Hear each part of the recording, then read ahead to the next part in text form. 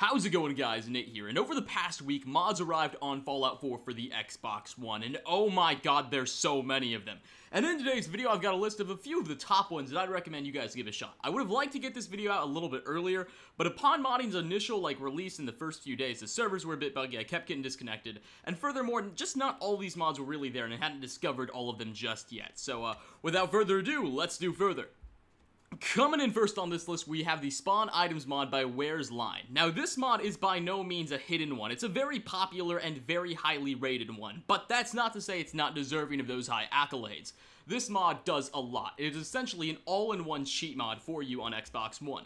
You can spawn in NPCs, you can give yourself insane carry weight status, you can give yourself gigantic 3x jump, jetpack status without a jetpack, and best of all, you can actually spawn in workshops wherever you want on the map, allowing you to build and create a settlement literally anywhere in the Fallout 4 Commonwealth, which is a pretty nice thing when you think about it. I was running around Diamond City with this thing for a couple of hours and having a great time, but anywhere you thought was a good location to build a settlement, now you finally can do that on the console as well, and such creative features aren't restricted to the PC once you download this bad boy.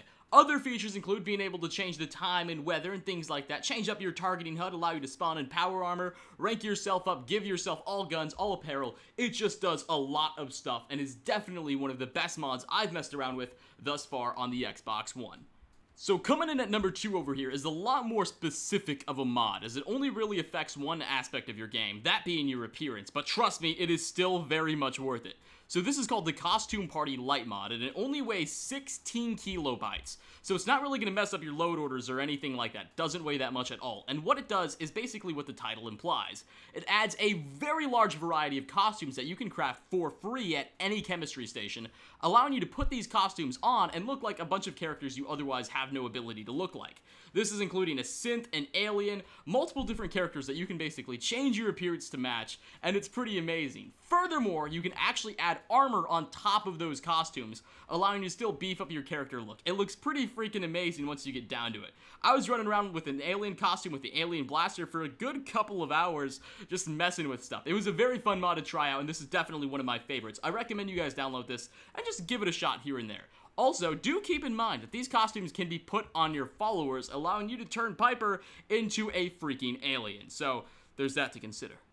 And coming in at number 3, we have the SnapIn Build mod. Now, this is a pretty interesting one, as it really only pertains to Workshop, but it adds in a bunch of new things for you to build with that you otherwise don't have access to. A lot of these things are already included in the base game, you just don't really get to mess around with them that much. And this mod fixes that. It allows you to build bunkers of those little trailers you see here and there, gigantic mansions, greenhouses, you name it. And best of all, it snaps together, meaning you don't have to fiddle around with it for a good 30 minutes as you try and put things in place and whatnot. So this one was definitely one of my favorites, as what I did is I combined it with the Spawn Items mod and spawned a workshop wherever I wanted to, and then I could start building these little trailers or these gigantic mansions really anywhere I chose, and it added for a lot of fun. That snap feature is incredibly helpful, oh my god.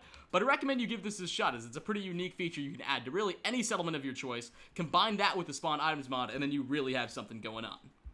And finally, last on this list, but certainly not least in my opinion, is the Unified Clothing Overhaul. I like this mod because I've got it installed at all times, and essentially what this one allows you to do is put pretty much any single article of clothing on any single character, right? You know, if you've ever tried to give Nick Valentine a specific outfit, sometimes it won't let it happen. Well, this mod fixes that and allows you to really have any of your NPCs wearing whatever you desire, and it's pretty cool in that regard. It doesn't restrict articles of clothing between types of characters, if that makes any sense, because some synths can't use the same types and articles of clothing as people, and vice versa, and this really just neutralizes that as a problem altogether, and allows you to equip your companions particularly with anything you really want, allowing for some pretty interesting combinations, if I do say so myself. Hope you all enjoyed. Like if you liked, dislike if you reluctantly disliked. Hope to see you all in the next video. There should be another Fallout 4 little mod spotlight similar to this one coming up in the future. There's still a lot more mods coming in being ported over from the PC to the Xbox One. It looks like we get a very bright future going on there. So I hope to see you all in the next video, and especially next time we cover something like this. Peace out, everybody.